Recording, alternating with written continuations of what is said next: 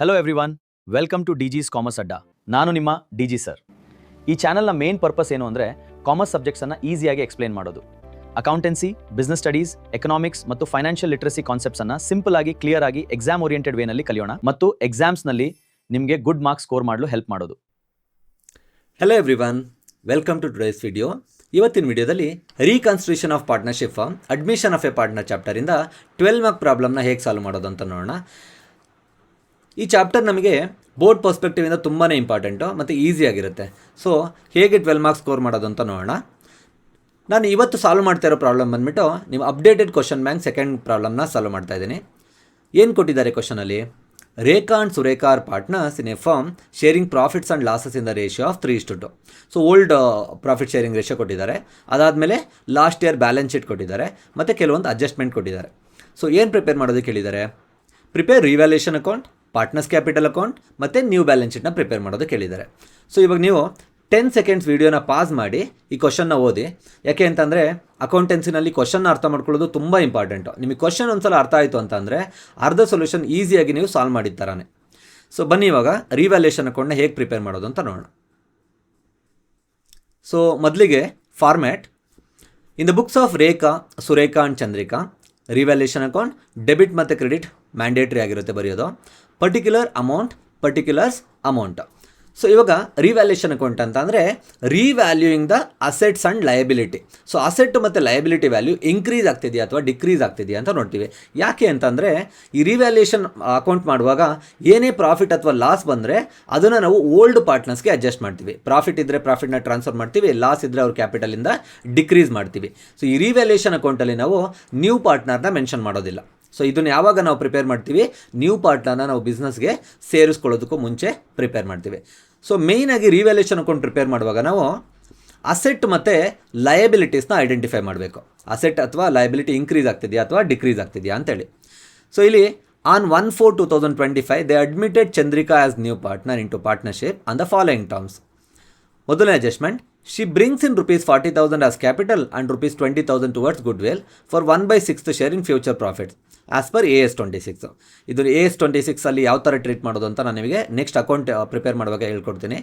ಈಗ ನಾವು revaluation account prepare ಮಾಡಬೇಕಾದ್ರೆ ಅಡ್ಜಸ್ಟ್ಮೆಂಟ್ನ ಕಂಪ್ಲೀಟಾಗಿ ಇಗ್ನೋರ್ ಮಾಡಬೇಕು. ಯಾಕೆ ಅಂತ ಅಂದರೆ ರಿವ್ಯಾಲ್ಯೂಯೇಷನ್ ಅಕೌಂಟ್ನ ನಾವು ಬರೀ ಓಲ್ಡ್ ಪಾರ್ಟ್ನರ್ಸ್ಗೆ ಮಾತ್ರ ಪ್ರಿಪೇರ್ ಮಾಡೋದು. ಯಾವುದೇ ಇನ್ಫಾರ್ಮೇಷನ್ನು ನ್ಯೂ ಪಾರ್ಟ್ನರ್ ರಿಲೇಟೆಡ್ ಇದ್ದರೆ ಅದನ್ನು ಕಂಪ್ಲೀಟಾಗಿ ಇಗ್ನೋರ್ ಮಾಡಿ. ಸೊ ಅಡ್ಜಸ್ಟ್ಮೆಂಟ್ನ ಕಂಪ್ಲೀಟಾಗಿ ಇಗ್ನೋರ್ ಮಾಡಿ. B adjustment, depreciate furniture by 10%. Furniture ಏನಾಗುತ್ತೆ ನಮಗೆ? ಅಸೆಟ್ ಅಲ್ವಾ? ಸೊ ಇಲ್ಲಿ ಏನು ಮಾಡ್ತಾ ಇದ್ದೀವಿ? ಡಿಪ್ರಿಸಿಯೇಷನ್ ಮಾಡ್ತಾ ಇದ್ದೀವಿ. ಸೊ ಅಸೆಟ್ ವ್ಯಾಲ್ಯೂ ಇನ್ಕ್ರೀಸ್ ಆಗುತ್ತಾ, ಅಸೆಟ್ ವ್ಯಾಲ್ಯೂ ಡಿಕ್ರೀಸ್ ಆಗುತ್ತಾ? ಇಲ್ಲಿ ಡಿಪ್ರಿಸಿಯೇಷನ್ ಅಂದರೆ ಡಿಕ್ರೀಸ್ ಅಲ್ವಾ? ಸೊ ಅಸೆಟ್ ಏನಾದರೂ ಡಿಕ್ರೀಸ್ ಆಗ್ತಾ ಇದೆ ಅಂತ ಅಂದರೆ ಅದನ್ನು ನಾವು ಡೆಬಿಟ್ ಸೈಡಲ್ಲಿ ತೋರಿಸ್ಬೇಕಾಗತ್ತೆ. ಯಾಕೆ ಅಂತ ಅಂದರೆ ಇಲ್ಲಿ ನಾವು ರಿವ್ಯಾಲ್ಯೂಯೇಷನ್ ಅಕೌಂಟ್ನ ಪ್ರಿಪೇರ್ ಮಾಡ್ತಿದ್ದೀವಿ. ರಿವ್ಯಾಲ್ಯೂಯೇಷನ್ ಅಕೌಂಟಲ್ಲಿ ಲಾಸ್ ಏನಾದರೂ ಇನ್ಕ್ರೀಸ್ ಆದರೆ ಅಥವಾ ಲಾಸ್ ಏನಾದರೂ ಇದ್ದರೆ ಅದನ್ನು ನಾವು ಡೆಬಿಟ್ ಸೈಡಲ್ಲಿ ತೋರಿಸ್ತೀವಿ. ಪ್ರಾಫಿಟ್ ಏನಾದರೂ ಇದೆ ಅದನ್ನು ನಾವು ಕ್ರೆಡಿಟ್ ಸೈಡಲ್ಲಿ ತೋರಿಸ್ತೀವಿ. ನಾವು ಡಿಪ್ರಿಸಿಯೇಷನ್ನ ಚಾರ್ಜ್ ಮಾಡಿದರೆ ನಮಗೆ ಅದು ಲಾಸಾ ಪ್ರಾಫಿಟಾ? ಲಾಸ್ ಅಲ್ವಾ? ಅದರಿಂದ ಅಸೆಟ್ ಡಿಕ್ರೀಸ್ ಆದರೆ ನಾವು ಅದನ್ನು ಡೆಬಿಟ್ ಸೈಡಲ್ಲಿ ತೋರಿಸ್ತೀವಿ. ಸೊ ಎಷ್ಟು ಪರ್ಸೆಂಟೇಜ್ ಚಾರ್ಜ್ ಮಾಡೋದಕ್ಕೆ ಹೇಳಿದ್ದಾರೆ? 10%. So furniture is 25,000. So if we calculate 10% depreciation, 25,000 into 10 by 100, we will get 2,500 rupees. Next adjustment. In the same adjustment we have continuation. Buildings are revalued at rupees 45,000. So ಇಲ್ಲಿ ಏನು ಕೊಟ್ಟಿದ್ದಾರೆ? Building value ಕೊಟ್ಟಿದ್ದಾರೆ. Revalued ಅಂತ ಅಂದರೆ present market value ಕೊಟ್ಟಿದ್ದಾರೆ 45,000. ಮುಂಚೆ ಎಷ್ಟಿತ್ತು value? ನಮಗೆ 50,000 ಇದೆ ನೋಡಿ. ಓಲ್ಡ್ ಬ್ಯಾಲೆನ್ಸ್ ಶೀಟಲ್ಲಿ ಬಿಲ್ಡಿಂಗ್ ವ್ಯಾಲ್ಯೂ 50,000 ಇದೆ. ಸೊ 50,000 ಇದ್ದಿದ್ದು ಬಿಲ್ಡಿಂಗು ಈಗ 45,000 ಆಗಿದೆ ಅಂತ ಅಂದರೆ ಏನಾಗಿದೆ? ಡಿಕ್ರೀಸ್ ಆಗಿದೆ. ಏನು ಡಿಕ್ರೀಸ್ ಆಗಿದೆ? ಬಿಲ್ಡಿಂಗ್ ಅಂದರೆ ಅಸೆಟ್ ಅಲ್ವಾ? ಅಸೆಟ್ ಡಿಕ್ರೀಸ್ ಆಗಿದೆ. ಸೊ ಅಸೆಟ್ ಡಿಕ್ರೀಸ್ ಆದರೆ ಯಾವ ಸೈಡ್ ತೋರಿಸ್ತೀವಿ? ಡೆಬಿಟ್ ಸೈಡಲ್ಲಿ ತೋರಿಸ್ತೀವಿ, ಟು ಬಿಲ್ಡಿಂಗ್ ಅಕೌಂಟ್. ಯಾಕೆ? ಅಸೆಟ್ ಡಿಕ್ರೀಸ್ ಆದರೆ ಏನು ನಮಗೆ? ಲಾಸ್ ಅಲ್ವಾ? ಸೊ ರಿವ್ಯಾಲ್ಯೂಯೇಷನ್ ಅಕೌಂಟಲ್ಲಿ ಲಾಸ್ನ ನಾವು ಡೆಬಿಟ್ ಸೈಡಲ್ಲಿ ತೋರಿಸ್ತೀವಿ. To building account 50,000 minus 45,000, 5,000 rupees. Next adjustment, PDD is increase to rupees 3,500. So PDD ಅಂದರೆ ನಮಗೆ ಇದು ಕಾಂಟ್ರಾ ಅಸೆಟ್ ಆಗುತ್ತೆ. ಸೊ ನಮಗೆ PDD ಇನ್ಕ್ರೀಸ್ ಆಯಿತು ಅಂತಂದರೆ ನಮ್ಮ ಡೆಟಾರ್ ವ್ಯಾಲ್ಯೂ ಡಿಕ್ರೀಸ್ ಆಗುತ್ತೆ. ಯಾಕೆಂದರೆ ನಾವು PDDನ ಕ್ರಿಯೇಟ್ ಮಾಡೋದೇ ಡೆಟಾರ್ಸ್ಗಲ್ವಾ? ಸೊ PDD ಏನಾದರೂ ಇನ್ಕ್ರೀಸ್ ಆದರೆ ನಮ್ಮ ಅಸೆಟ್ ಡೆಟಾರ್ ವ್ಯಾಲ್ಯೂ ಡಿಕ್ರೀಸ್ ಆಗುತ್ತೆ. ಅದೇ PDD ಏನಾದರೂ ಡಿಕ್ರೀಸ್ ಆದರೆ ನಮ್ಮ ಅಸೆಟ್ ಡೆಟಾರ್ ವ್ಯಾಲ್ಯೂ ಇನ್ಕ್ರೀಸ್ ಆಗುತ್ತೆ. ಸೊ ನಮಗೆ PDD ಅಂತ ಅಂದ್ರೇನು? ಇವಾಗ ನಾವೊಂದು 100 ಮೆಂಬರ್ಸಿಗೆ ಕ್ರೆಡಿಟ್ ಸೇಲ್ ಮಾಡಿದ್ದೀವಿ ಅಂತ ಅಂದ್ಕೊಳ್ಳಿ. ಸೊ ಈಗ 1000 ರುಪೀಸ್ ಅಂತ ಅಂದ್ಕೊಳ್ಳಿ, 100 ಮೆಂಬರ್ಸ್ ಇದ್ದಾರೆ. ಸೊ ನನಗೆ ಎಷ್ಟು ಡೆಟಾರ್ಸ್ ಬರಬೇಕು? 1 lakh rupees ಬರಬೇಕು. ಎಲ್ಲ 100 ಮೆಂಬರ್ಸು ಆನೆಸ್ಟಾಗಿ ರಿಪೇ ಮಾಡ್ತಾರಾ? ಕೆಲವೊಬ್ಬರು ಮಾಡೋದಿಲ್ಲ ಅಲ್ವಾ? ಸೊ ಅದನ್ನೇ ನಾವು ಪ್ರಾವಿಷನ್ ಫಾರ್ ಡೌಟ್ಫುಲ್ ಡೆಟ್ ಅಥವಾ ಬ್ಯಾಡ್ ಡೆಟ್ ಅಂತ ಕರಿತೀವಿ. ಸೊ ಏನಾಗುತ್ತೆ, ಈಗ 1 ಲಕ್ಷ ನನಗೆ ಅಮೌಂಟ್ ಬರಬೇಕಾಗಿತ್ತು, ಅದು ಡೆಟಾರು. ಈಗ ಅದರೊಂದು 3 ಜನ ಕೊಡಲ್ಲ ಅಂತ ಅಂದ್ಕೊಳ್ಳಿ, ಅಂದರೆ ಎಷ್ಟಾಗುತ್ತೆ ನನಗೆ ಬ್ಯಾಡ್ ಡೆಟ್ ಅಥವಾ ಪ್ರಾವಿಷನ್ ಫಾರ್ ಡೌಟ್ಫುಲ್ ಡೆಟ್? 3000 ಆಗುತ್ತೆ ಅಲ್ವಾ? ಸೊ ಏನಾಗುತ್ತೆ, ನನ್ನ ಬ್ಯಾಡ್ ಡೆಟ್ ಇನ್ಕ್ರೀಸ್ ಆಗ್ತಾಯಿದೆ. ಈಗ ಬಟ್ ನನ್ನ ಡೆಟಾರ್ ಏನಾಗ್ತಾಯಿದೆ, 1 lakhಯಿಂದ 97,000ಗೆ ಡಿಕ್ರೀಸ್ ಆಗ್ತಾಯಿದೆ ಅಲ್ವಾ? ಸೊ ಇವಾಗ ಇಲ್ಲಿ ಏನು ಕೊಟ್ಟಿದ್ದಾರೆ, P D D is increase to rupees 3,500. P D ಡಿನ ನಾವು ಯಾವುದಕ್ಕೆ ಕ್ಯಾಲ್ಕುಲೇಷನ್ ಮಾಡ್ತೀವಿ? ಡೆಟಾರ್ಸ್ಗೆ ಅಲ್ವಾ? ಸೊ ನಮಗೆ ಸಂಡ್ರಿ ಡೆಟಾ 25,000 ಇದೆ ಮತ್ತು already existing P D D 2,000 rupees ಇದೆ. ಈಗಿದ್ದಾಗ ನಾವು 3,500ನ ರೆಕಾರ್ಡ್ ಮಾಡಬೇಕಾ ಅಥವಾ 2,000ನ ರೆಕಾರ್ಡ್ ಮಾಡಬೇಕಾ ಅಂತ ಕನ್ಫ್ಯೂಷನ್ ಆಗುತ್ತಲ್ವಾ? ಸೊ ಕ್ವಶನಲ್ಲಿ ನಿಮಗೆ P D D is increased 2 ಅಂತ ಕೊಟ್ಟಿದ್ರೆ ನಾವೇನು ಮಾಡಬೇಕಾಗುತ್ತೆ, old balance sheet P D ಡಿಯಿಂದ ಕರೆಂಟ್ ಪಿ ಡಿ ಡಿ ವ್ಯಾಲ್ಯೂನ ಮೈನಸ್ ಮಾಡಿ ಡಿಫ್ರೆನ್ಸ್ ವ್ಯಾಲ್ಯೂನ ತೊಗೊಳ್ತೀವಿ. ಯಾಕೆ ಅಂತ ಅಂದರೆ ಅಟ್ ಪ್ರೆಸೆಂಟು ನಮಗೆ 3,500 over all P D D ಇದೆ. ಮುಂಚೆ ಎಷ್ಟಿತ್ತು? 2,000 ಇತ್ತಲ್ವಾ? ಸೊ 2,000ಇಂದ 3,500ಗೆ ಇನ್ಕ್ರೀಸ್ ಆದಾಗ ಎಷ್ಟು ಪಿ ಡಿ ಡಿ ಇನ್ಕ್ರೀಸ್ ಆಗ್ತಾ ಇದೆ? 1,500 rupees P D D increase ಆಗ್ತಾ ಇದೆ. ಸೊ ನಾವು 3,500ನು ತೊಗೊಳ್ಬಾರ್ದು, 2,000 ರುಪೀಸ್ನೂ ತೊಗೊಳ್ಬಾರ್ದು, 1,500 ರುಪೀಸ್ನ ತೊಗೊಳ್ಬೇಕಾಗತ್ತೆ. ಸೊ ಇವಾಗ ಪಿ ಡಿ ಡಿ ಇನ್ಕ್ರೀಸ್ ಆದರೆ ಡೆಟಾರ್ ವ್ಯಾಲ್ಯೂ ಏನಾಗುತ್ತೆ? ಡಿಕ್ರೀಸ್ ಅಲ್ವಾ? ಸೊ ಅಸೆಟ್ ಡಿಕ್ರೀಸ್ ಆದರೆ ಯಾವ ಸೈಡ್ ತೋರಿಸ್ತೀವಿ? ಡೆಬಿಟ್ ಸೈಡ್ ತೋರಿಸ್ತೀವಿ. So to P D D account 3,500 minus 2,000 1,500 rupees. ಯಾಕೆ ನಾವು ಡೆಬಿಟ್ ಸೈಡಲ್ಲಿ ತೋರಿಸಿದ್ವಿ? ಪಿ ಡಿ ಡಿ ಅನ್ನೋದು ನಮಗೆ ಲಾಸ್ ಅಕೌಂಟ್ ಅಲ್ವಾ? ಸೊ ಲಾಸ್ ಇನ್ಕ್ರೀಸ್ ಆದರೆ ಅದನ್ನು ಡೆಬಿಟ್ ಸೈಡಲ್ಲಿ ತೋರಿಸ್ತೀವಿ. Next prepaid insurance rupees 2,000. ನಾವು ಯಾವುದೇ ಅಮೌಂಟನ್ನು ಅಡ್ವಾನ್ಸ್ ಆಗಿ ಪೇ ಮಾಡಿದ್ರೆ, ಫ್ರೀ ಆಗಿ ಪೇ ಮಾಡಿದ್ರೆ ಅಥವಾ ಪ್ರೀಪೇಯ್ಡ್ ಮಾಡಿದ್ರೆ ಅದು ನಮಗೆ ಅಸೆಟ್ ಆಗುತ್ತೆ. ಸೊ ಪ್ರೀಪೇಯ್ಡ್ ಇನ್ಶೂರೆನ್ಸ್ ಏನು ನಮಗೆ ಅಸೆಟ್ ಆಗುತ್ತೆ. ಸೊ ಅಸೆಟ್ ವ್ಯಾಲ್ಯೂ ಇನ್ಕ್ರೀಸ್ ಆದರೆ ಯಾವ ಸೈಡ್ ರೆಕಾರ್ಡ್ ಮಾಡಬೇಕು? ಕ್ರೆಡಿಟ್ ಸೈಡಲ್ಲಿ ರೆಕಾರ್ಡ್ ಮಾಡ್ತೀವಿ. By prepaid insurance account 2,000 rupees. ಯಾಕೆ ಕ್ರೆಡಿಟ್ ಸೈಡಲ್ಲಿ ರೆಕಾರ್ಡ್ ಮಾಡ್ತಿದ್ವಿ? ಅಸೆಟ್ ವ್ಯಾಲ್ಯೂ ಇನ್ಕ್ರೀಸ್ ಆದರೆ ಏನಾಗುತ್ತೆ? ಅದು ನಮಗೆ ಪ್ರಾಫಿಟ್ ಆಗುತ್ತೆ ಅಲ್ವಾ? ಸೊ ರಿವ್ಯಾಲ್ಯೂಷನ್ ಅಕೌಂಟಲ್ಲಿ ಪ್ರಾಫಿಟ್ ಇದ್ದರೆ ಅದು ನಮಗೆ ಕ್ರೆಡಿಟ್ ಸೈಡಲ್ಲಿ ರೆಕಾರ್ಡ್ ಮಾಡಬೇಕಾಗುತ್ತೆ. So by prepaid insurance account 2,000. ಇದು ಬಿಟ್ಟು ಬೇರೆ ಯಾವುದಾದ್ರೂ ಇನ್ಫಾರ್ಮೇಷನ್ ಇದೆಯಾ? ಇಲ್ಲ ಅಲ್ವಾ? ಸೊ ಇವಾಗ ಏನು ಮಾಡಬೇಕು ಅಂತ ಅಂದರೆ ರಿವ್ಯಾಲ್ಯೂಷನ್ ಅಕೌಂಟ್ನ ಬ್ಯಾಲೆನ್ಸ್ ಮಾಡಬೇಕು. ಹೇಗೆ ರಿವ್ಯಾಲ್ಯೂಷನ್ ಅಕೌಂಟ್ನ ಬ್ಯಾಲೆನ್ಸ್ ಮಾಡ್ತೀವಿ ಅಂತಂದರೆ ಡೆಬಿಟ್ ಸೈಡ್ ಮತ್ತು ಕ್ರೆಡಿಟ್ ಸೈಡಲ್ಲಿ ಯಾವ ಸೈಡ್ ಜಾಸ್ತಿ ಬ್ಯಾಲೆನ್ಸ್ ಇದೆ ಅಂತ ಚೆಕ್ ಮಾಡಬೇಕು. ಇಲ್ಲಿ ಯಾವ ಸೈಡ್ ಬ್ಯಾಲೆನ್ಸ್ ಜಾಸ್ತಿ ಇದೆ? ಡೆಬಿಟ್ ಸೈಡ್ ಬ್ಯಾಲೆನ್ಸ್ ಜಾಸ್ತಿ ಇದೆ ಅಲ್ವಾ? ಸೊ 2,500 ಪ್ಲಸ್ 5,000 ಪ್ಲಸ್ 1,500 9,000 ಬರುತ್ತೆ. That same 9,000 we have to write it in the credit side also. ಈ 9,000ಇಂದ ನಾವು 2,000ನ ಮೈನಸ್ ಮಾಡಿದ್ರೆ ಎಷ್ಟು ಬರುತ್ತೆ? ನಮಗೆ 7,000 ರುಪೀಸ್ ಬರುತ್ತೆ. ಸೊ ಈ 7,000 ಏನು ನಮಗೆ ರಿವ್ಯಾಲ್ಯೂಯೇಷನ್ ಲಾಸ್ ಆಗುತ್ತೆ. ಸೊ ಕ್ರೆಡಿಟ್ ಸೈಡ್ ಪ್ರಾಫಿಟ್ ಏನಾದರೂ ಜಾಸ್ತಿ ಇದ್ದರೆ ನಮಗೆ ರಿವ್ಯಾಲ್ಯೂಯೇಷನ್ ಪ್ರಾಫಿಟ್ ಆಗುತ್ತೆ. ಡೆಬಿಟ್ ಸೈಡ್ ಜಾಸ್ತಿ ಇದ್ದರೆ ಅಂದರೆ ಲಾಸ್ ಅಮೌಂಟ್ ಜಾಸ್ತಿ ಇದ್ದರೆ ನಮಗೆ ರಿವ್ಯಾಲ್ಯೂಯೇಷನ್ ಲಾಸ್ ಆಗುತ್ತೆ. ಸೊ ಈ ಕ್ವಶನಲ್ಲಿ ರಿವ್ಯಾಲ್ಯೂಯೇಷನ್ ಅಕೌಂಟ್ ಲಾಸ್ ಇದೆ ಅಲ್ವಾ? ಸೊ ರಿವ್ಯಾಲ್ಯೂಯೇಷನ್ ಅಕೌಂಟ್ ಲಾಸ್ನ ನಾವು ಯಾರ ಅಕೌಂಟಿಂದ ಮೈನಸ್ ಮಾಡಬೇಕು? ಓಲ್ಡ್ ಪಾರ್ಟ್ನರ್ಸ್ ಕ್ಯಾಪಿಟಲಿಂದ ಮೈನಸ್ ಮಾಡಬೇಕು. So by partners capital account Rekha account ಎಷ್ಟಿದೆ ಲಾಸು? 7,000. ಯಾವ ರೇಷಿಯೋದಲ್ಲಿ ಡಿಸ್ಟ್ರಿಬ್ಯೂಟ್ ಮಾಡ್ತೀವಿ? ಓಲ್ಡ್ ರೇಷಿಯೋದಲ್ಲಿ ಡಿಸ್ಟ್ರಿಬ್ಯೂಟ್ ಮಾಡ್ತೀವಿ. ಎಷ್ಟಿದೆ? 3:2 ಇದೆ. ಸೊ ರೇಖಾ 7,000 ಇಂಟು 3/5 4,200 ರುಪೀಸ್ ಬರುತ್ತೆ. ಸುರೇಖಾ 7,000 ಇಂಟು ಎಷ್ಟಿದೆ ರೇಷಿಯೋ? 2 ಅಲ್ವಾ? ಸೊ 2/5 ಮಾಡಿದ್ರೆ 2,800 ರುಪೀಸ್ ಬರುತ್ತೆ. ಆ್ಯಕ್ಚುಲಿ ಇಲ್ಲಿ ಜರ್ನಲ್ ಎಂಟ್ರಿ ಏನು ಅಂತ ಅಂದರೆ Rekha account debit, Surekha account debit to revaluation account. ಅಂದರೆ ಏನು ಅಂತಂದರೆ ನಮಗೆ ಏನು ಲಾಸ್ ಇದೆ ಆ ಲಾಸನ್ನು ನಾವು ರೇಖಾ ಮತ್ತು ಸುರೇಖಾ ಕ್ಯಾಪಿಟಲ್ ಅಕೌಂಟಿಗೆ ಟ್ರಾನ್ಸ್ಫರ್ ಮಾಡ್ತಿದ್ದೀವಿ. ಸೊ ಏನಾಗುತ್ತೆ? ಕ್ಯಾಪಿಟಲ್ ಬ್ಯಾಲೆನ್ಸ್ ಡಿಕ್ರೀಸ್ ಆಗುತ್ತೆ. ಸೊ ಕ್ಯಾಪಿಟಲ್ ಬ್ಯಾಲೆನ್ಸ್ ಡಿಕ್ರೀಸ್ ಆದರೆ ನಾವು ಯಾವ ಸೈಡ್ ತೋರಿಸ್ಬೇಕಾಗುತ್ತೆ? ಡೆಬಿಟ್ ಸೈಡಲ್ಲಿ ತೋರಿಸ್ಬೇಕಾಗತ್ತೆ. ಸೊ ಜರ್ನಲಲ್ಲಿ ಡೆಬಿಟ್ ಸೈಡಲ್ಲಿದ್ದರೆ ಲೆಡ್ಜರ್ ಅಕೌಂಟಲ್ಲಿ ಯಾವ ಸೈಡಲ್ಲಿ ಬರುತ್ತೆ? ಕ್ರೆಡಿಟ್ ಸೈಡಲ್ಲಿ ಬರುತ್ತೆ ಅಲ್ವಾ? ಸೊ ಇಲ್ಲಿ ಏನಾಗ್ತಿದೆ? ರಿವ್ಯಾಲ್ಯೂಯೇಷನ್ ಅಕೌಂಟನ್ನು ನಾವು ಟ್ರಾನ್ಸ್ಫರ್ ಮಾಡ್ತಾ ಇರೋದ್ರಿಂದ ನಮ್ಮದು ಲಾಸು ಡಿಕ್ರೀಸ್ ಆಗ್ತಾ ಇದೆ. ಸೊ ಲಾಸ್ ಡಿಕ್ರೀಸ್ ಆದಾಗ ಏನಾಗುತ್ತೆ? ಅದನ್ನು ನಾವು ಕ್ರೆಡಿಟ್ ಸೈಡಲ್ಲಿ ತೋರಿಸ್ಬೇಕಾಗುತ್ತೆ. ಲಾಸ್ ಇನ್ಕ್ರೀಸ್ ಆದರೆ ಡೆಬಿಟಲ್ಲಿ ಬರುತ್ತಲ್ವಾ? ಅದೇ ರೀತಿ ಲಾಸ್ ಡಿಕ್ರೀಸ್ ಆದರೆ ಕ್ರೆಡಿಟಲ್ಲಿ ಬರುತ್ತೆ. ಸೊ ನಾವು ರಿವ್ಯಾಲ್ಯೂಯೇಷನ್ ಅಕೌಂಟ್ ಲಾಸ್ನ ಪಾರ್ಟ್ನರ್ಸ್ಗೆ ಟ್ರಾನ್ಸ್ಫರ್ ಮಾಡ್ತಾಯಿದ್ದೀವಿ. ಸೊ ನೆಕ್ಸ್ಟು ಪಾರ್ಟ್ನರ್ಸ್ ಕ್ಯಾಪಿಟಲ್ ಅಕೌಂಟ್ನ ಪ್ರಿಪೇರ್ ಮಾಡೋಣ. ಪಾರ್ಟ್ನರ್ಸ್ ಕ್ಯಾಪಿಟಲ್ ಅಕೌಂಟ್ ಪ್ರಿಪೇರ್ ಮಾಡುವಾಗ simple logic, capital balance increase ಆಗ್ತಾ ಇದ್ದರೆ ಅದನ್ನು ನಾವು ಕ್ರೆಡಿಟ್ ಸೈಡಲ್ಲಿ ರೆಕಾರ್ಡ್ ಮಾಡ್ತೀವಿ. ಕ್ಯಾಪಿಟಲ್ ಬ್ಯಾಲೆನ್ಸ್ ಡಿಕ್ರೀಸ್ ಆಗ್ತಾ ಇದ್ದರೆ ಅದನ್ನ ನಾವು ಡೆಬಿಟ್ ಸೈಡಲ್ಲಿ ರೆಕಾರ್ಡ್ ಮಾಡ್ತೀವಿ. ಸೊ ಮೊದಲನೇ ಇನ್ಫಾರ್ಮೇಷನ್, ಪಾರ್ಟ್ನರ್ಸ್ ಕ್ಯಾಪಿಟಲ್ ಅಕೌಂಟಲ್ಲಿ ಓಪನಿಂಗ್ ಬ್ಯಾಲೆನ್ಸ್ ಕೊಟ್ಟಿರ್ತಾರೆ. ಸೊ ಕ್ವಶನಲ್ಲಿ capital of Rekha 60,000, Surekha 40,000. So capital balance ಏನು ನಮಗೆ ಕ್ರೆಡಿಟ್ ಬ್ಯಾಲೆನ್ಸ್ ಅಲ್ವಾ. So credit side by balance brought down Rekha 60,000, Surekha 40,000. Opening ಬ್ಯಾಲೆನ್ಸ್ನ ತೋರಿಸಾದ್ಮೇಲೆ ನೆಕ್ಸ್ಟ್ ಏನು ತೋರಿಸ್ತೀವಿ, ಆಲ್ರೆಡಿ ನಾವು ರಿವ್ಯಾಲ್ಯೂಯೇಷನ್ ಅಕೌಂಟ್ನ ಪ್ರಿಪೇರ್ ಮಾಡಿದ್ದೀವಲ್ವಾ. ರಿವ್ಯಾಲ್ಯೂಯೇಷನ್ ಅಕೌಂಟಲ್ಲಿ ನಮಗೆ ಲಾಸ್ ಇದೆಯಾ ಪ್ರಾಫಿಟ್ ಇದೆಯಾ, ಲಾಸ್ ಅಲ್ವಾ. ಸೊ ಲಾಸ್ ಇದ್ದರೆ ಕ್ಯಾಪಿಟಲ್ ಏನಾಗುತ್ತೆ, ಡಿಕ್ರೀಸ್ ಆಗುತ್ತಲ್ವಾ. ಸೊ ಕ್ಯಾಪಿಟಲ್ ಡಿಕ್ರೀಸ್ ಆದರೆ ನಾವು ಅದನ್ನು ಡೆಬಿಟ್ ಸೈಡಲ್ಲಿ ರೆಕಾರ್ಡ್ ಮಾಡಬೇಕು. To revaluation account Rekha 4,200, Surekha 2,800 rupees. Revaluation ಅಕೌಂಟ್ನ ತೋರಿಸಾದ್ಮೇಲೆ ಓಲ್ಡ್ ಬ್ಯಾಲೆನ್ಸ್ ಶೀಟಲ್ಲಿ ಜನರಲ್ ರಿಸರ್ವ್ ಅಥವಾ ರಿಸರ್ವ್ ಫಂಡ್ ಇದೆಯಾ ಅಂತ ನೋಡಬೇಕು. ನಾವು ಲಯಬಿಲಿಟಿ ಸೈಡಲ್ಲಿ ನೋಡಿದ್ರೆ ರಿಸರ್ವ್ ಫಂಡ್ ಇದೆ ಅಲ್ವಾ, 10,000 rupees. ಏನು ಮಾಡ್ತಾ ಇದ್ದೀವಿ ಈಗ, ರಿಸರ್ವ್ ಫಂಡ್ ಅಂತ ಅಂದರೆ ಏನು, ಎವ್ರಿ ಇಯರ್ ಪ್ರಾಫಿಟ್ ಆದಾಗ ಒಂದು ಸ್ಮಾಲ್ ಪ್ರಪೋರ್ಷನ್ನ ತೆಗೆದಿಟ್ಟಿರ್ತೀವಿ, ನಾವು ಅದನ್ನು ರಿಸರ್ವ್ ಫಂಡ್ ಅಂತ ಕರಿತೀವಿ. ಸೊ ಇವಾಗ ನ್ಯೂ ಪಾರ್ಟ್ನರ್ ಬರೋದಕ್ಕೂ ಮುಂಚೆ ಈ 10,000ನ ಯಾರು ಸೇವ್ ಮಾಡಿದ್ದು, ಓಲ್ಡ್ ಪಾರ್ಟ್ನರ್ಸ್ ಅಲ್ವಾ. ಸೊ ಅವರಿಗೆ ನಾವು ಟ್ರಾನ್ಸ್ಫರ್ ಮಾಡಬೇಕು. ಸೊ ಇವಾಗ ಈ 10,000ನ ಕೊಟ್ಟರೆ old partners capital will increase or decrease, increase ಆಗುತ್ತೆ ಅಲ್ವಾ. So which side we have to record, credit side we have to record by reserve fund. ಎಷ್ಟಿದೆ ವ್ಯಾಲ್ಯೂ 10,000 ಅಲ್ವಾ. 10,000 ಇಂಟು 3/5 ಮತ್ತು 2/5 ಮಾಡಿದ್ರೆ 6,000 ಮತ್ತು 4,000 rupees ಬರುತ್ತೆ. ಹೇಗೆ ಬಂತು ನಿಮಗಿದು 6,000 4,000, ಓಲ್ಡ್ ಪಾರ್ಟ್ನರ್ಸ್ ಓಲ್ಡ್ ರೇಷಿಯೋಯಿಂದ ನಾವು ಡಿವೈಡ್ ಮಾಡಿದ್ರೆ 6,000 ಮತ್ತು 4,000 ಬರುತ್ತೆ. ಸೊ ರಿಸರ್ವ್ ಫಂಡ್ ಆದಮೇಲೆ ತುಂಬ ಇಂಪಾರ್ಟೆಂಟ್ ಇನ್ಫಾರ್ಮೇಷನ್, ಓಲ್ಡ್ ಬ್ಯಾಲೆನ್ಸ್ ಶೀಟಲ್ಲಿ ಈ P&L ಅಕೌಂಟ್ ಇದೆ ನೋಡಿ, ಇಲ್ಲಿ ಅಸೆಟ್ ಸೈಡಲ್ಲಿ P&L ಅಕೌಂಟ್ ಇದೆ ಅಲ್ವಾ. ಕೆಲವು ಕ್ವಶನಲ್ಲಿ ನಿಮಗೆ ಈ P&L ಅಕೌಂಟು ಲಯಬಿಲಿಟಿ ಸೈಡಲ್ಲಿರುತ್ತೆ, ಕೆಲವೊಂದು ಸಲ ನಿಮಗೆ ಅಸೆಟ್ ಸೈಡಲ್ಲಿರುತ್ತೆ. P&L ಅಕೌಂಟ್ ಏನಾದರೂ ಅಸೆಟ್ ಸೈಡಲ್ಲಿದ್ದರೆ ಇದು ನಿಮಗೆ ಅಕ್ಯುಮಿಲೇಟೆಡ್ ಲಾಸ್ ಆಗುತ್ತೆ. ಲಯಬಿಲಿಟಿ ಸೈಡಲ್ಲಿದ್ದರೆ ಅಕ್ಯುಮಿಲೇಟೆಡ್ ಪ್ರಾಫಿಟ್ ಆಗುತ್ತೆ. ನಾವಿನ್ನೂ ಈ ಅಮೌಂಟನ್ನು ಡಿಸ್ಟ್ರಿಬ್ಯೂಟ್ ಮಾಡಿಲ್ಲ ಅಥವಾ ಡಿಡಕ್ಟ್ ಮಾಡಿಲ್ಲ ಪಾರ್ಟ್ನರ್ಸಿಂದ. ಸೊ ಅಸೆಟ್ ಸೈಡಲ್ಲಿದ್ದರೆ ಏನಾಗುತ್ತೆ, ನಮಗೆ ಲಾಸ್ ಆಗುತ್ತೆ. ಸೊ ಲಾಸ್ ಟ್ರಾನ್ಸ್ಫರ್ ಮಾಡಬೇಕಾದ್ರೆ ಕ್ಯಾಪಿಟಲ್ ಇನ್ಕ್ರೀಸ್ ಆಗುತ್ತಾ ಅಥವಾ ಡಿಕ್ರೀಸ್ ಆಗುತ್ತಾ, ಇಟ್ ವಿಲ್ ಡಿಕ್ರೀಸ್ ಅಲ್ವಾ. So debit side we have to record debit to profit and loss account. ಎಷ್ಟು ಅಮೌಂಟ್ ಇದೆ, 15,000 ಇದೆ ಅಲ್ವಾ.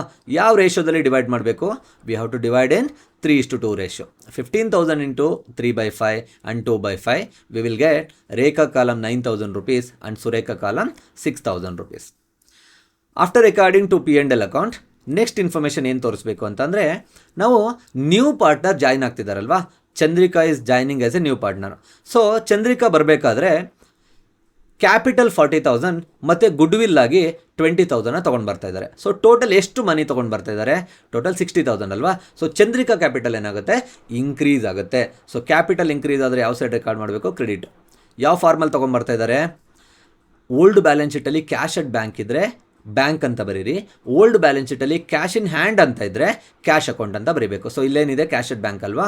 So record by bank account 40,000 plus 20,000 ಎಷ್ಟು ರೆಕಾರ್ಡ್ ಮಾಡಬೇಕು, 60,000 ರೆಕಾರ್ಡ್ ಮಾಡಬೇಕು. ಯಾರ ಕಾಲಮ್ಗೆ, ನ್ಯೂ ಪಾರ್ಟ್ನರ್ ಕಾಲಮ್ಗೆ. ಸೊ ಈ 60,000ಅಲ್ಲಿ 20,000 ಕ್ಯಾಪಿಟಲ್ಲ ಅಲ್ಲ ಅಲ್ವಾ. ಸೊ ಈ 20,000 ಬಂದು ಗುಡ್ವಿಲ್. ಸೊ ಈಗ ಗುಡ್ವಿಲ್ ಅಂತ ಅಂದರೆ ಏನು, ರೆಪ್ಯುಟೇಷನ್ನ ಬಿಲ್ಡ್ ಮಾಡಿದ್ದಾರೆ. ಯಾರು ಬಿಲ್ಡ್ ಮಾಡಿದ್ದಾರೆ, ಓಲ್ಡ್ ಪಾರ್ಟ್ನರ್ಸು ಸ್ಕ್ರ್ಯಾಚಿಂದ ಸ್ಟಾರ್ಟ್ ಮಾಡಿ ತುಂಬಾ ಸಫರ್ ಮಾಡಿ, ಈಗ ಇನಿಷಿಯಲ್ ಇಯರ್ಸಲ್ಲಿ ಲಾಸ್ ಆಗಿರ್ಬೋದು, ಅವ್ರು ಎಫರ್ಟ್ ಹಾಕಿ ಒಂದು ಒಳ್ಳೆ ರೆಪ್ಯುಟೇಷನ್ನ ಬಿಲ್ಡ್ ಮಾಡಿರ್ತಾರೆ. ನ್ಯೂ ಪಾರ್ಟ್ನರ್ ಬಂದಾಗ ಸ್ಟ್ರೈಟ್ ಅವೇ ಪ್ರಾಫಿಟ್ನ ಎಂಜಾಯ್ ಮಾಡೋದಕ್ಕೆ ಸ್ಟಾರ್ಟ್ ಮಾಡ್ತಾರಲ್ವ. ಅದಕ್ಕೆ ಕಾಂಪನ್ಸೇಟ್ ಆಗಿ new partner should give the good will to old partner. So ಈ 20,000ನ ಯಾರು ತೊಗೊಂಡು ಬಂದಿದ್ದು, ಚಂದ್ರಿಕಾ. ಯಾರಿಗೆ ಕೊಡೋದಕ್ಕೋಸ್ಕರ ತೊಗೊಂಡ್ಬಂದಿರೋದು, ರೇಖಾ ಮತ್ತು ಸುರೇಖಾಗೆ. ಸೊ ಈ 20,000ನ ಚಂದ್ರಿಕಾ, ರೇಖಾ ಮತ್ತು ಸುರೇಖಾ ಕೊಟ್ಟರೆ ಏನಾಗುತ್ತೆ, their capital balance will increase. So capital increase ಆದರೆ ಯಾವ ಸೈಡ್ ತೋರಿಸ್ತೀವಿ, ಕ್ರೆಡಿಟ್ ಸೈಡಲ್ಲಿ ತೋರಿಸ್ತೀವಿ. ಯಾರು ಕೊಡ್ತಿರೋದು, ಚಂದ್ರಿಕಾ ಅಲ್ವಾ. So by Chandrika capital account ಯಾರಿಗೆ ಕೊಡ್ತಾ ಇರೋದು, ರೇಖಾ ಮತ್ತು ಸುರೇಖಾಗೆ. 20,000 into their old ratio. Actually ನಾವು ಗುಡ್ವಿಲ್ನ ಡಿಸ್ಟ್ರಿಬ್ಯೂಟ್ ಮಾಡೋದು ಸ್ಯಾಕ್ರಿಫೈಸ್ ರೇಷೋದಲ್ಲಿ. ಈ ಕ್ವಶನಲ್ಲಿ ನಮಗೆ ಸ್ಯಾಕ್ರಿಫೈಸ್ ರೇಷೋ ಇಲ್ಲ ಅಲ್ವಾ, ಅದರಿಂದ ಓಲ್ಡ್ ರೇಷೋದಲ್ಲೇ ನಾವು ಡಿಸ್ಟ್ರಿಬ್ಯೂಟ್ ಮಾಡ್ತಿದ್ವಿ. ಬಟ್ ನಿಮಗೆ MCQನಲ್ಲಿ ಕ್ವಶನ್ಸ್ ಬರ್ಬೋದು, goodwill should be treated in which ratio ಅಂತ. ಅಂದರೆ ಯಾವ ರೇಷೋದಲ್ಲಿ ಮಾಡ್ತೀವಿ, ಓಲ್ಡ್ ರೇಷೋ ಅಲ್ಲ, ಆ್ಯಕ್ಚುಲಾಗಿ ನಾವು ಟ್ರೀಟ್ ಮಾಡಬೇಕಾಗಿರೋದು sacrifice ratio. Here in the absence of information we are considering old ratio. So 20,000 into 3/5 and 2/5 ಮಾಡಿದ್ರೆ ರೇಖಾಗೆ 12,000 ಬರುತ್ತೆ ಮತ್ತು ಸುರೇಖಾಗೆ 8,000 ಬರುತ್ತೆ. ಸೊ ಯಾರು ಕೊಟ್ಟಿದ್ದು, ಚಂದ್ರಿಕಾ ಕೊಟ್ಟಿದ್ದು. ಯಾರಿಗೆ, ರೇಖಾ ಮತ್ತು ಸುರೇಖಾ. ಅವರಿಬ್ಬರು ಕ್ಯಾಪಿಟಲ್ ಇನ್ಕ್ರೀಸ್ ಆಯಿತು. ಸೊ ರೆಕಾರ್ಡ್ ಮಾಡಿದ್ದೀನಿ ಕ್ರೆಡಿಟ್ ಸೈಡಲ್ಲಿ. ಈಗ ಈ 60,000ಅಲ್ಲಿ ಚಂದ್ರಿಕಾ 20,000 ಗುಡ್ವಿಲ್ನ ಕೊಟ್ಟರೆ Chandrika capital will increase or decrease, it will decrease ಅಲ್ವಾ. ಸೊ 60,000ಅಲ್ಲಿ 20,000 ಮೈನಸ್ ಮಾಡಿದ್ರೆ 40,000. ಸೊ ಕ್ಯಾಪಿಟಲ್ ಡಿಕ್ರೀಸ್ ಆದರೆ ಯಾವ ಸೈಡ್ ರೆಕಾರ್ಡ್ ಮಾಡಬೇಕಾಗುತ್ತೆ? ಡೆಬಿಟ್ ಸೈಡಲ್ಲಿ ರೆಕಾರ್ಡ್ ಮಾಡಬೇಕಾಗುತ್ತೆ. ಯಾರ ಅಕೌಂಟಿಂದ? ಚಂದ್ರಿಕಾ ಅಕೌಂಟಿಂದ. ಸೊ ಇಲ್ಲೇನು ಮಾಡಬೇಕು ಅಂತಂದರೆ ಯಾರಿಗೆ ಅಮೌಂಟ್ ಕೊಟ್ಟಿದ್ದೀವಿ ಅವ್ರ ನೇಮಲ್ಲಿ ರೆಕಾರ್ಡ್ ಮಾಡಬೇಕಾಗುತ್ತೆ. ಯಾರು ಅಮೌಂಟ್ ರಿಸೀವ್ ಮಾಡಿದ್ದು? Rekha's capital account to Rekha's capital account. Whose column we have to deduct that money? Chandrika's column 12,000. Next to Surekha's capital account 8,000 rupees. ಯಾಕೆ ನಾವಿಲ್ಲಿ ರೆಕಾರ್ಡ್ ಮಾಡಿದ್ದೀವಿ ಅಂದರೆ Chandrika's capital balance is decreasing. So capital balance decrease ಆದರೆ ಎಲ್ಲಿ record ಮಾಡ್ತೀವಿ? Debit ಸೈಡಲ್ಲಿ record ಮಾಡ್ತೀವಿ. So ಇದಿಷ್ಟು ಪಾರ್ಟ್ನರ್ಸ್ ಕ್ಯಾಪಿಟಲ್ ಅಕೌಂಟಲ್ಲಿ ಬರ್ತಕ್ಕಂಥ ಇನ್ಫಾರ್ಮೇಷನು, ಬೇರೆ ಯಾವುದೇ ಇನ್ಫಾರ್ಮೇಷನು ಇಲ್ಲ.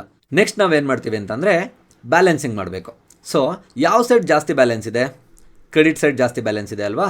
So Rekha 78,000, Surekha 52,000, Chandrika 60,000. So the same balance we have to record it in the debit side also. 78,000, 52,000 and 60,000. Now from this 78,000, if you deduct this 13,200 rupees, what will be the closing capital? Rekha will get 64,800. ಯಾಕೆ minus ಮಾಡ್ತೀವಿ? ನೀವು ಎರಡು loss ಅಲ್ವಾ, ಆ ಲಾಸನ್ನು ನಮ್ಮ total 78,000 minus ಮಾಡಿದಾಗ Rekha closing capital 64,800, Surekha closing capital 43,200. How we got this 43,200? 52,000 8,800 minus ಮಾಡಿದಾಗ. Next Chandrika's capital 60,000 this ದಿಸ್ 20,000, we will get 40,000. So carry down ಇದನ್ನು ನೆಕ್ಸ್ಟ್ ಏನಾಗಿ ತೋರಿಸ್ಬೇಕು? ನಾವು ಅದನ್ನು ಬ್ರಾಡ್ ಡೌನ್ ಆಗಿ ತೋರಿಸ್ಬೇಕು. ಬೈ ಬ್ಯಾಲೆನ್ಸ್ ಬ್ರಾಡ್ ಡೌನ್ 64,800, 43,200 ಮತ್ತು 40,000 ಇದೆ. ಸಿಂಪಲ್ ಆಗಿದೆಯಲ್ಲ ಪಾರ್ಟ್ನರ್ಸ್ ಕ್ಯಾಪಿಟಲ್ ಅಕೌಂಟ್. ಆ್ಯಕ್ಚುಲಿ ನಮಗೆ ರಿವ್ಯಾಲ್ಯೂಯೇಷನ್ ಅಕೌಂಟ್ ಮತ್ತು ಪಾರ್ಟ್ನರ್ಸ್ ಕ್ಯಾಪಿಟಲ್ ಅಕೌಂಟ್ ಕರೆಕ್ಟಾಗಿ ಆನ್ಸರ್ ಬಂತು ಅಂತಂದರೆ ಬ್ಯಾಲೆನ್ಸ್ ಶೀಟ್ ನಮಗೆ 100% ಮಿಸ್ಟೇಕ್ ಆಗೋದಕ್ಕೆ ಚಾನ್ಸೇ ಇಲ್ಲ. ಈಸಿಯಾಗಿ ನಾವು 12 ಮಾರ್ಕ್ಸ್ನ ಸ್ಕೋರ್ ಮಾಡ್ಬೋದು. ಸೊ ಬ್ಯಾಲೆನ್ಸ್ ಶೀಟ್ ಮಾಡುವಾಗ ಫಸ್ಟು ಅಸೆಟ್ ಸೈಡ್ ಇನ್ಫಾರ್ಮೇಷನ್ನ ರೆಕಾರ್ಡ್ ಮಾಡಿ. ಓಕೆ, ಫಸ್ಟ್ ಏನಿದೆ ನಮಗೆ? ಕ್ಯಾಶ್ ಅಟ್ ಬ್ಯಾಂಕ್ ಇದೆ ಅಲ್ವಾ. So balance sheet format, balance sheet of Rekha, Surekha and Chandrika as at 1/4/2025, liabilities amount, assets amount. So ಇಲ್ಲಿ ಫಸ್ಟ್ ಇನ್ಫಾರ್ಮೇಷನ್ ನಮಗೆ ಕ್ಯಾಶ್ ಅಟ್ ಬ್ಯಾಂಕ್ ಇದೆ, 20,000 ಇದೆ. ಕ್ಯಾಶ್ ಅಟ್ ಬ್ಯಾಂಕಿಗೆ ಏನಾದರೂ ಅಡ್ಜಸ್ಟ್ಮೆಂಟ್ ಇದೆಯಾ? ಇದೆ ಅಲ್ವಾ. New partner is bringing 40,000 as capital and 20,000 towards good will. ಅಂದರೆ ಆಲ್ರೆಡಿ 20,000 ಇತ್ತು ನಮ್ಮ ಹತ್ರ, ಅದ್ರ ಜೊತೆಗೆ ನ್ಯೂ ಪಾರ್ಟ್ನರ್ 60,000 ಅಮೌಂಟ್ನ ತೊಗೊಳ್ಳಿ ಬರ್ತಾ ಇದ್ದಾರೆ. So cash at bank 20,000 plus 40,000 plus 20,000, 80,000 rupees. After cash at bank we have sundry debtor. ತುಂಬ ಇಂಪಾರ್ಟೆಂಟ್ ಅಡ್ಜಸ್ಟ್ಮೆಂಟ್ ಇದು. ಸಂಡ್ರಿ ಡೆಟಾರ್ ತೊಗೊಳ್ಬೇಕಾದ್ರೆ ನೀವು ಔಟರ್ ಕಾಲಮ್ ವ್ಯಾಲ್ಯೂ ತೊಗೊಳ್ಳಿ. ಪ್ರತಿ ಕ್ವಶನ್ಲು ಔಟರ್ ಕಾಲಮ್ ವ್ಯಾಲ್ಯೂ ತೊಗೊಳ್ಳಿ. ಸೊ ಈಸಿ ಆಗುತ್ತೆ ನಿಮಗೆ. ಸೊ ಇವಾಗ ಸಂಡ್ರಿ ಡೆಟಾರ್ ಎಷ್ಟಿದೆ? 23,000 ಇದೆ. ಸೊ ಸಂಡ್ರಿ ಡೆಟಾರಿಗೆ ಅಡ್ಜಸ್ಟ್ಮೆಂಟ್ ಇದೆಯಾ? ಇದೆ ಅಲ್ವಾ. P D D is increased. So ನಾವು ರಿವ್ಯಾಲ್ಯೂಯೇಷನ್ ಅಕೌಂಟಲ್ಲಿ ಪಿ ಡಿ ಡಿನ ಯಾವ ಸೈಡ್ ರೆಕಾರ್ಡ್ ಮಾಡಿದ್ದೀವಿ? ಡೆಬಿಟ್ ಸೈಡ್ ಅಲ್ವಾ. ಎಷ್ಟು ಅಮೌಂಟ್ ಇದೆ? 1,500. ಅಂದರೆ ಈ 1,500ನ ನಾವು ಮೈನಸ್ ಮಾಡಬೇಕಾಗುತ್ತೆ. ಯಾವ ವ್ಯಾಲ್ಯೂಯಿಂದ? ಸಂಡ್ರಿ ಡೆಟಾರ್ ನಮ್ಮ ಹತ್ರ 23,000 ಇತ್ತು, ಅದರಲ್ಲಿ 1,500 rupees ನಮಗೆ ಬರಲ್ಲ ಅಲ್ವಾ. ಅಂದರೆ ನನ್ನ ಅಸೆಟ್ ಏನಾಗ್ತಿದೆ? ಡಿಕ್ರೀಸ್ ಆಗ್ತಾ ಇದೆ. So less P D D 1,500, outer column 21,500. Next stock 7,000 rupees. ಏನಾದರೂ ಅಡ್ಜಸ್ಟ್ಮೆಂಟ್ ಇದೆಯಾ? ಇಲ್ಲ ಅಲ್ವಾ. ಡೈರೆಕ್ಟಾಗಿ ಅಸೆಟ್ ಸೈಡ್ ರೆಕಾರ್ಡ್ ಮಾಡಿ. Stock 7,000 rupees. Next furniture 25,000 rupees. ಫರ್ನಿಚರಿಗೆ ಅಡ್ಜಸ್ಟ್ಮೆಂಟ್ ಇದೆಯಾ? ಇದೆ ಅಲ್ವಾ. ಸೊ ಏನು ಅಡ್ಜಸ್ಟ್ಮೆಂಟ್ನ ಮಾಡಿದ್ದೀವಿ? ಡಿಪ್ರಿಸಿಯೇಷನ್ನ ಚಾರ್ಜ್ ಮಾಡಿದ್ದೀವಿ. ಎಷ್ಟು ಡಿಪ್ರಿಸಿಯೇಷನ್ ಚಾರ್ಜ್ ಮಾಡಿದ್ದೀವಿ? 2,500 rupees. ಅಂದರೆ ಫರ್ನಿಚರ್ 25,000ಇಂದ ನಮಗೆ 2,500 ವ್ಯಾಲ್ಯೂ ಡಿಕ್ರೀಸ್ ಆಗ್ತಾ ಇದೆ. Less depreciation, what will be the remaining value? 22,500 rupees. After furniture building account ಇದೆ. ಸೊ ಬಿಲ್ಡಿಂಗ್ ಎಷ್ಟಿದೆ? ನಿಮಗೆ 50,000 ಇದೆ. ಇಲ್ಲಿ ಅಡ್ಜಸ್ಟ್ಮೆಂಟ್ ಇದೆಯಾ? ಇದೆ ಅಲ್ವಾ. ಸೊ ಏನು ಅಡ್ಜಸ್ಟ್ಮೆಂಟ್ ಇದೆ? ಡಿಪ್ರಿಸಿಯೇಷನ್ ಇದೆ. ಬಿಲ್ಡಿಂಗ್ ವ್ಯಾಲ್ಯೂ ಡಿಪ್ರಿಸಿಯೇಟ್ ಆಗಿದೆ. ಎಷ್ಟು ವ್ಯಾಲ್ಯೂ ಡಿಪ್ರಿಸಿಯೇಟ್ ಆಗಿದೆ? 5,000 rupees ಡಿಪ್ರಿಸಿಯೇಟ್ ಆಗಿದೆ. ಸೊ ಇಲ್ಲಿ ನೀವು 50,000ನ ತೊಗೊಂಡು -5,000 ಮಾಡಿ ಆದರೂ ತೊಗೋಬೋದು, ಅಥವಾ ಡೈರೆಕ್ಟಾಗಿ ಬಿಲ್ಡಿಂಗ್ಸ್ ಆರ್ ರಿವ್ಯಾಲ್ಯೂಡ್ at ₹45,000 ಅಂದರೆ ಮಾರ್ಕೆಟ್ ವ್ಯಾಲ್ಯೂ ಕೊಟ್ಟಿದ್ದಾರಲ್ವಾ, ಇದನ್ನಾದರೂ ತೊಗೊಳ್ಬೋದು. ಸೊ 50,000 ಲೆಸ್ ಡಿಪ್ರಿಸಿಯೇಷನ್ 5,000, 45,000, ಅಥವಾ ಡೈರೆಕ್ಟಾಗಿ ಬೇಕಾದರೆ ನೀವು 45,000ನ ರೆಕಾರ್ಡ್ ಮಾಡ್ಬೋದು. ಪಿ ಆ್ಯಂಡ್ ಎಲ್ ಅಕೌಂಟ್ನ ನಾವು ಆಲ್ರೆಡಿ ಪಾರ್ಟ್ನರ್ಸ್ ಕ್ಯಾಪಿಟಲ್ ಅಕೌಂಟಲ್ಲಿ ರೆಕಾರ್ಡ್ ಮಾಡಿದ್ದೀವಿ ಅಲ್ವಾ. ಸೊ ಬ್ಯಾಲೆನ್ಸ್ ಶೀಟಲ್ಲಿ ಮತ್ತೆ ಇದನ್ನು ರೆಕಾರ್ಡ್ ಮಾಡೋ ನೆಸೆಸರಿ ಇಲ್ಲ. ಸೊ ಲಯಬಿಲಿಟಿ ಸೈಡ್ ಏನಿದೆ? ಕ್ರೆಡಿಟಾರ್ಸ್ ಇದೆ ಅಲ್ವಾ. ಕ್ರೆಡಿಟಾರಿಗೆ ಏನಾದರೂ ಅಡ್ಜಸ್ಟ್ಮೆಂಟ್ ಇದೆಯಾ? ಇಲ್ಲ. ಆ್ಯಸ್ ಇಟ್ ಈಸ್ ರೆಕಾರ್ಡ್ ಮಾಡಿ. Liability side creditors 18,000 rupees. Outstanding salary ಇದೆ 12,000, ಅದು ಲಯಬಿಲಿಟಿ ಅಲ್ವಾ. ಅಡ್ಜಸ್ಟ್ಮೆಂಟ್ ಇದೆಯಾ? ಇಲ್ಲ. So as it is outstanding salary 12,000 rupees. Next ಏನಿದೆ, ರಿಸರ್ವ್ ಫಂಡ್ ಇದೆ. ರಿಸರ್ವ್ ಫಂಡ್ನ ನಾವು ಟ್ರಾನ್ಸ್ಫರ್ ಮಾಡಬೇಕಾ? ಇಲ್ಲ. ಯಾಕೆ ಅಂತಂದರೆ ನಾವು ರಿಸರ್ವ್ ಫಂಡ್ನ ಆಲ್ರೆಡಿ ನಾವು ಪಾರ್ಟ್ನರ್ಸ್ಗೆ ಟ್ರಾನ್ಸ್ಫರ್ ಮಾಡಿದ್ದೀವಿ ಪಾರ್ಟ್ನರ್ಸ್ ಕ್ಯಾಪಿಟಲ್ ಅಕೌಂಟಲ್ಲಿ. ಸೊ ಮತ್ತೆ ಬ್ಯಾಲೆನ್ಸ್ ಶೀಟಲ್ಲಿ ತೋರಿಸೋ ನೆಸೆಸರಿ ಇಲ್ಲ. ಸೊ ಈಗ ಕ್ಯಾಪಿಟಲ್ ಬ್ಯಾಲೆನ್ಸ್ನ ತೋರಿಸ್ಬೇಕು. But old balance sheet capital ಬ್ಯಾಲೆನ್ಸ್ನ ತೋರಿಸಲ್ಲ, ನಾವು ಆಲ್ರೆಡಿ ಕ್ಯಾಲ್ಕುಲೇಟ್ ಮಾಡಿದ್ದೀವಲ್ಲ ಪಾರ್ಟ್ನರ್ಸ್ ಕ್ಯಾಪಿಟಲ್ ಅಕೌಂಟಲ್ಲಿ. ನಾವು ಕ್ಲೋಸಿಂಗ್ ಬ್ಯಾಲೆನ್ಸ್ ಏನಿದೆ ಇದನ್ನು ತೋರಿಸ್ಬೇಕಾಗುತ್ತೆ. To balance carry down 64,800, 43,200 and 40,000 rupees. So partners capital Rekha 64,800, Surekha 43,200, Chandrika 40,000. So total will be 1,48,000 rupees total over all capital. Old balance ಶೀಟಿಂದ ಎಲ್ಲ ಇನ್ಫಾರ್ಮೇಷನ್ ತಗೊಂಡಾದ್ಮೇಲೆ ನಾವು ಅಡ್ಜಸ್ಟ್ಮೆಂಟ್ನ ಕ್ರಾಸ್ ಚೆಕ್ ಮಾಡಬೇಕು. ಯಾಕೆ ಅಂತಂದರೆ ಪ್ರತಿಯೊಂದು ಅಡ್ಜಸ್ಟ್ಮೆಂಟು 2 ಸಲ ಎಫೆಕ್ಟ್ ಆಗುತ್ತೆ. ಒಂದು ಸಲ ರಿವ್ಯಾಲ್ಯೂಷನ್ ಅಕೌಂಟಲ್ಲಿ ಮತ್ತು ಬ್ಯಾಲೆನ್ಸ್ ಶೀಟಲ್ಲಿ, ಅಥವಾ ಪಾರ್ಟ್ನರ್ಸ್ ಕ್ಯಾಪಿಟಲ್ ಅಕೌಂಟಲ್ಲಿ ಮತ್ತು ಬ್ಯಾಲೆನ್ಸ್ ಶೀಟಲ್ಲಿ. ಅಂದರೆ ಒಂದು ಸಲ ಆಲ್ರೆಡಿ ನಾವು ರಿವ್ಯಾಲ್ಯೂಷನ್ ಅಥವಾ ಪಾರ್ಟ್ನರ್ಸ್ ಕ್ಯಾಪಿಟಲ್ ಅಕೌಂಟಲ್ಲಿ ತೋರಿಸಿರ್ತೀವಿ, ಇನ್ನೊಂದು ಸಲ ಮ್ಯಾಂಡೇಟ್ರಿ ಆಗಿ ನಾವು ಬ್ಯಾಲೆನ್ಸ್ ಶೀಟಲ್ಲಿ ತೋರಿಸ್ಬೇಕು. ನೋಡೋಣ ಎಲ್ಲ ಅಕೌಂಟ್ನ ನಾವು ತೋರಿಸಿದ್ದೀವ ಇಲ್ವಾ ಅಂತ. She brings in rupees 40,000 and 20,000 towards good will. ಇದನ್ನು ಆಲ್ರೆಡಿ ನಾವು ಕ್ಯಾಶ್ ಅಟ್ ಬ್ಯಾಂಕಿಗೆ ಆ್ಯಡ್ ಮಾಡಿದ್ದೀವಿ. ಸೊ ಆಗಿದೆ. ಡಿಪ್ರಿಸಿಯೇಟ್ ಫರ್ನಿಚರ್ ರೆಕಾರ್ಡ್ ಮಾಡಿದ್ದೀವಿ, ಬಿಲ್ಡಿಂಗ್ಸ್ ಆರ್ ರಿವ್ಯಾಲ್ಯೂಡ್ ರೆಕಾರ್ಡ್ ಮಾಡಿದ್ದೀವಿ, PDD ರೆಕಾರ್ಡ್ ಮಾಡಿದ್ದೀವಿ, ಬ್ಯಾಲೆನ್ಸ್ ಶೀಟಲ್ಲಿ ಎಲ್ಲನೂ ರೆಕಾರ್ಡ್ ಮಾಡಿದ್ದೀವಿ ಅಲ್ವಾ. ಈಗ ಲಾಸ್ಟ್ ಅಡ್ಜಸ್ಟ್ಮೆಂಟ್ ನೋಡಿ, ಪ್ರೀಪೇಯ್ಡ್ ಇನ್ಶೂರೆನ್ಸ್ rupees 2,000. ಒಂದು ಸಲ ರೆಕಾರ್ಡ್ ಮಾಡಿದ್ದೀವಿ ರಿವ್ಯಾಲ್ಯೂಷನ್ ಅಕೌಂಟಲ್ಲಿ, ಇನ್ನೊಂದು ಸಲ ರೆಕಾರ್ಡ್ ಮಾಡಿದ್ದೀವಾ? ಇಲ್ಲ ಅಲ್ವಾ. Every adjustment should affect twice. So balance ಶೀಟಲ್ಲಿ ಪ್ರೀಪೇಯ್ಡ್ ಇನ್ಶೂರೆನ್ಸ್ ಅಂದರೆ ಏನು? ನಮಗೆ ಅಸೆಟ್ ಅಲ್ವಾ. ಸೊ ಬ್ಯಾಲೆನ್ಸ್ ಶೀಟಲ್ಲಿ ಯಾವ ಸೈಡಲ್ಲಿ ಬರುತ್ತೆ? ಅಸೆಟ್ ಸೈಡಲ್ಲಿ ಬರುತ್ತೆ. ಪ್ರೀಪೇಯ್ಡ್ ಇನ್ಶೂರೆನ್ಸ್ ಎಷ್ಟಿದೆ? 2,000 rupees. ಇದು ಬಿಟ್ಟು ಬೇರೆ ಏನಾದರೂ ಇನ್ಫಾರ್ಮೇಷನ್ ಇದೆಯಾ? ಇಲ್ಲ ಅಲ್ವಾ. ಸೊ ಇವಾಗ ಏನು ಮಾಡಬೇಕು, 2 ಸೈಡು ಟೋಟಲ್ ಮಾಡಿದ್ರೆ ನಿಮಗೆ ಈಕ್ವಲ್ ಅಮೌಂಟ್ ಬರಬೇಕು. So asset side we have 1,78,000 and liability side we have 1,78,000.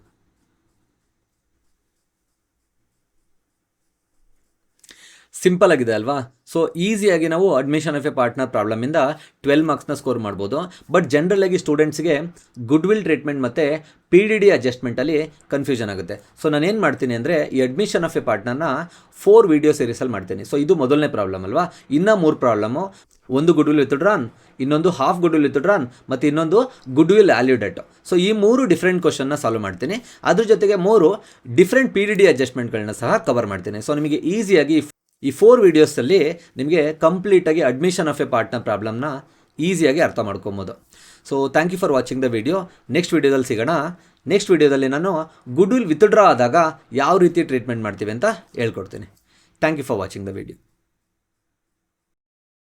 ನಮ್ಮ ವಿಡಿಯೋ ನಿಮಗೆ ಇಷ್ಟವಾದರೆ ಮತ್ತು ಯೂಸ್ಫುಲ್ ಅನಿಸಿದರೆ ಮಾತ್ರ please like, comment, share and subscribe to our channel. Your support motivates us to come up with more helpful videos like this. Let's simplify commerce together.